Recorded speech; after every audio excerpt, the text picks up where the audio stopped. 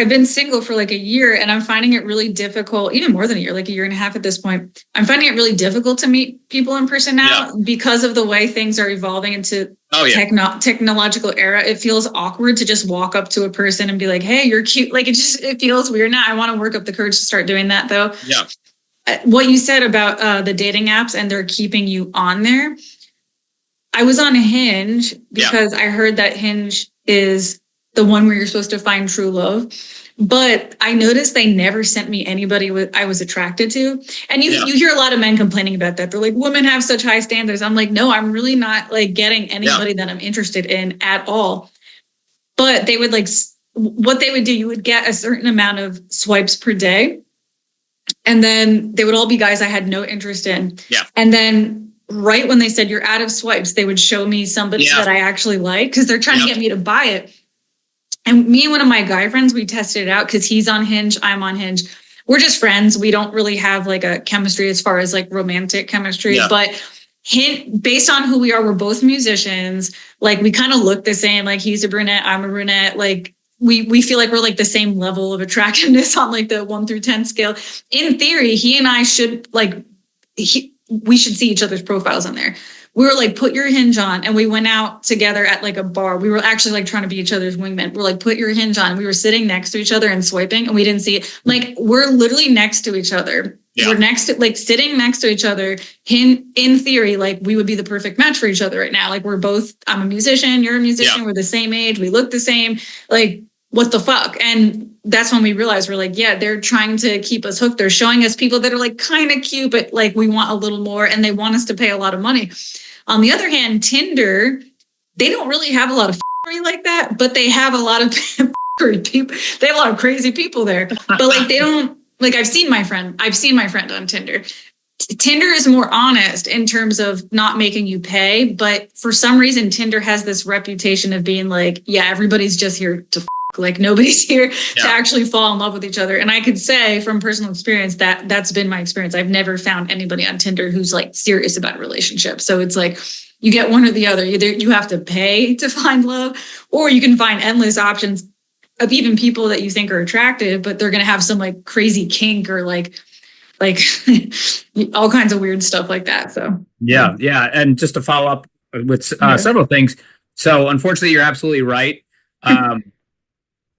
Most apps, not just Hinge, I think Bumble too, etc. You know, I live in a very small area in terms of especially people my age and in my similar circumstances. I'm single, never been married, a professional career, things like that. And you would think that it wouldn't be hard to find too many people like that I'm interested in because there probably aren't that many out there. But that is exactly what's happening because like you said, they want you to pay. So even if you're sitting right next to each other, you're not going to be ever seen by each other because until you pay, they want to entice you. As you said, they want to dangle that carrot and tease with the other people. Two, I forget the actual number, but I think it's that dating apps, women outnumber guys like 6-1 or it's some insane number. And so I know from my perspective, one thing I viewed it as, which whether this is true or not, I don't know, but I started viewing it more as a job application than a personal reflection. Because if you really think about this is what's crazy and soul crushing about online dating. You are literally being rejected at every second of your waking life with online dating. Because if you've swiped to start your morning, every second that they haven't swiped back to accept your swipe or whatever, you're being rejected. You know, it's not like Schrodinger's cat where it's like, I'm both attractive and unattracted to this person. No, you are literally being rejected. And so if you're constantly waking up and the start of your day is that negative, let me go on online dating and send out some messages. But, by the way, I haven't heard back from anyone, or I keep getting messages from people that I have no interest in. It makes you start to devalue yourself.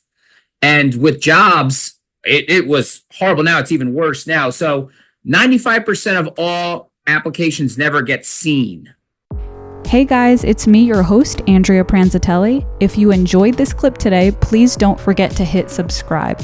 It is my dream to become a full-time podcaster, and your support helps more than you could possibly know. So again, hit that subscribe button to help me keep the momentum going on this channel. Also, for every single clip, there is a link in the description to the full episode if you would like to hear the full episode. And I also have a link to my Instagram below if you'd like to follow me on Instagram as well. So that's it. Have a good day, guys. Bye.